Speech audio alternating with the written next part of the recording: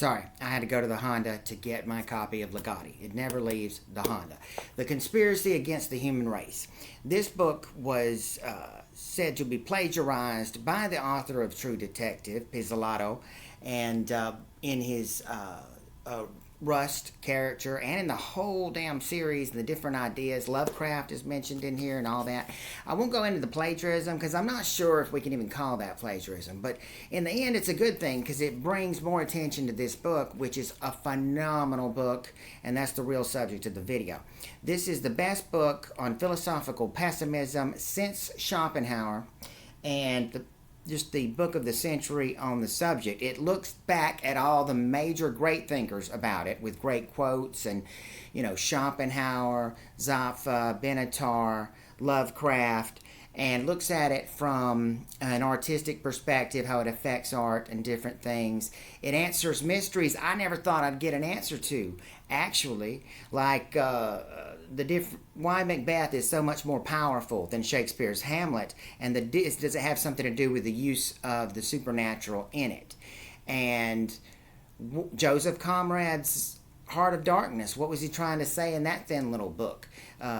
Turns out he explains it perfectly. Why is Nietzsche more popular and quoted, even though he didn't know 1/100th of what Schopenhauer did, and he was dead wrong about a lot of things? He explains it perfectly. But the real answer to that is simple. Nietzsche's not a real pessimist. He's a fake pessimist. You need to embrace life and amour fatah and the eternal recurrence and all that nonsense. He wants you to embrace life. He's not a real pessimist. And his ideas, the ones that are more often quoted, were one-off, unjustified, and he probably didn't even believe them himself. I think he was just a raging megalomaniac. But, and a bad influence on the 20th century. But Schopenhauer was a great influence on the 19th century. And I just wish we'd bring Schopenhauer back and this book, Thomas Ligotti. And I'd highly recommend them. And it's totally comprehensive. He approaches it like from a natural history standpoint, and the different angles, and it's really revitalized my appreciation of supernatural horror. Although I've watched horror movies since I was real little, lately I have a whole new appreciation for them. He talks about some classics like Aliens, The Body Snatchers, and I revisited all those movies, and some modern ones like X and Pearl. There's a whole new renaissance going on in the horror movie section. Those movies were great. So this is the book that just never stops giving. There's a great online YouTube audio book that's just wonderful, that never leaves my watch list.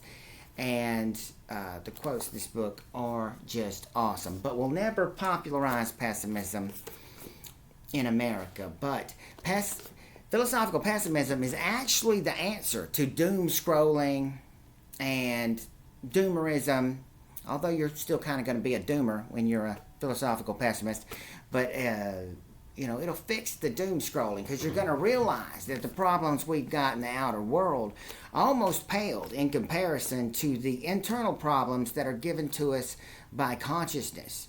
And the fact that happiness isn't even real, as Schopenhauer proved, only pain is real, and we need to focus on the real. And optimists don't understand that. In order to get to the heart of darkness, you've actually got to go through the darkness, and that's what they don't understand. And I just wish everybody would consider philosophical pessimism, and that's just all I wanted to say. I could do a whole video on what an ass Nietzsche was. Anyway, konnichiwa.